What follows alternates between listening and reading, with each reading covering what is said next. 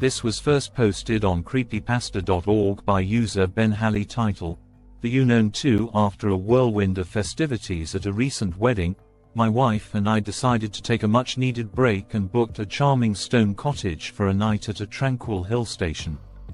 When we arrived at the cottage in the early afternoon, we were greeted by the breathtaking sight of a cluster of cottages nestled along the hill slopes. The road to the resort wound its way up the hill, ending at our destination, a secluded haven at the hilltop, overlooking the city below. The cottages, each made of sturdy stone blocks, exuded a rustic charm and promised a cozy retreat. We chose this place not only for its tranquility, but also for my long-standing desire to try astrophotography, as the area promised clear skies with minimal light pollution.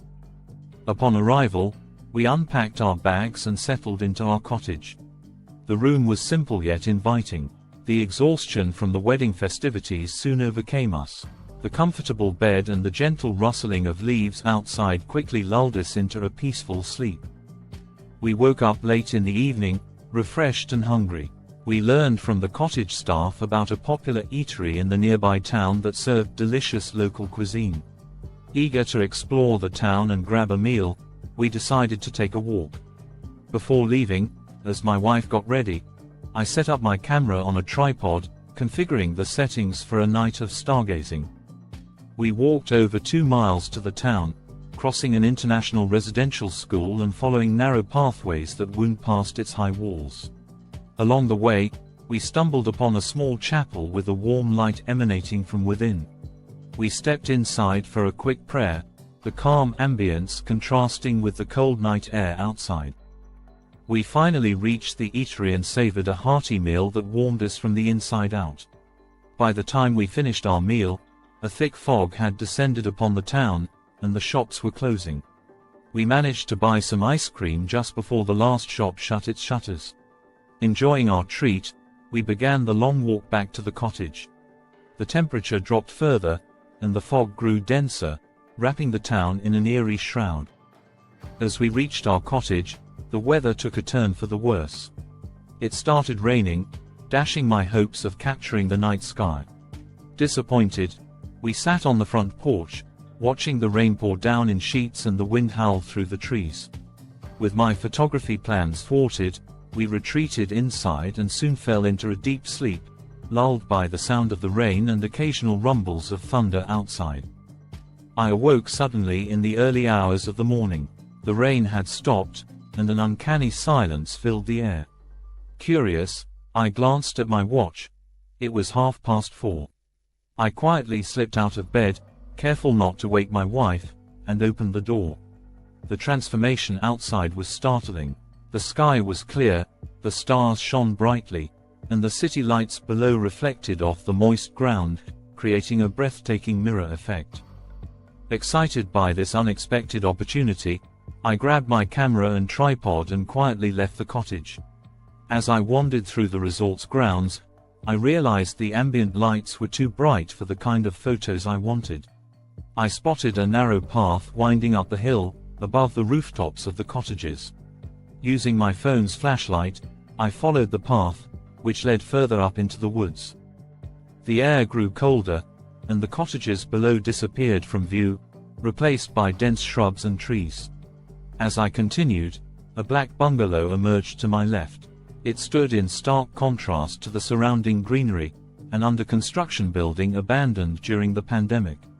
The concrete structure, with its unfinished woodwork and large, empty window spaces, gave it a haunting appearance. The overgrown bushes and encroaching trees further isolated it from view, making it seem as though the building had been forgotten by time.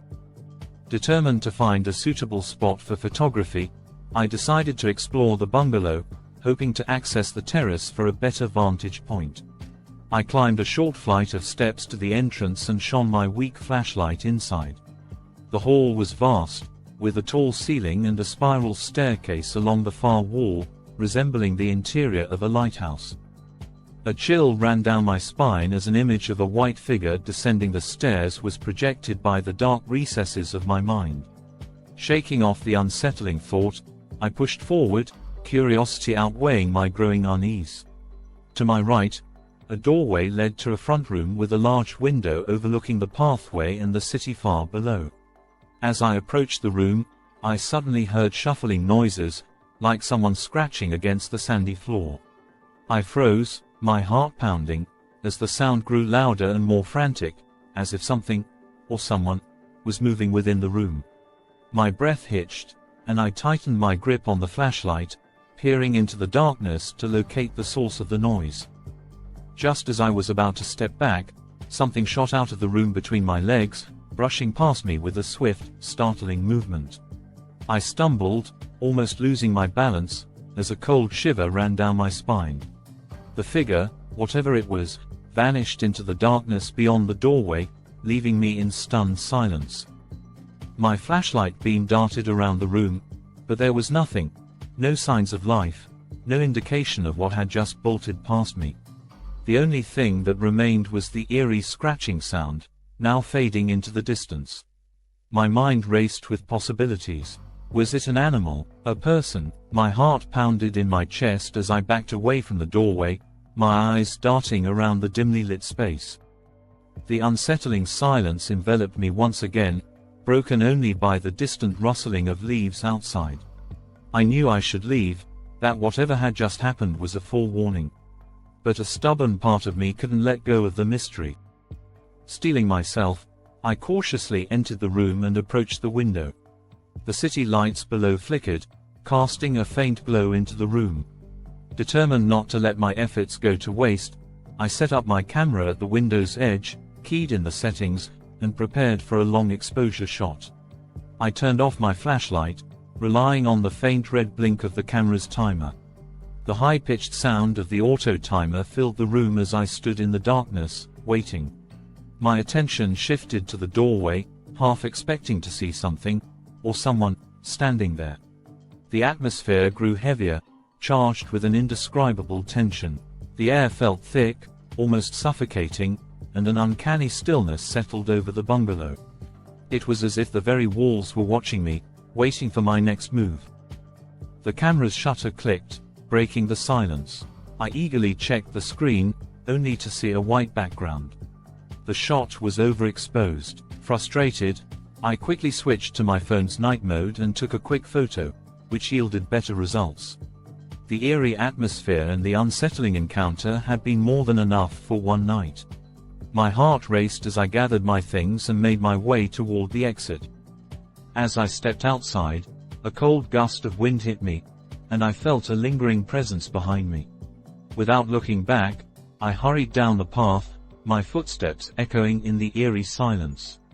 The shadows seemed to stretch and twist, following me as I made my way back to the safety of the cottage. The unsettling encounter left me shaken, but it also left me with an unshakable feeling that something, or someone, was still watching from the darkness of that abandoned bungalow.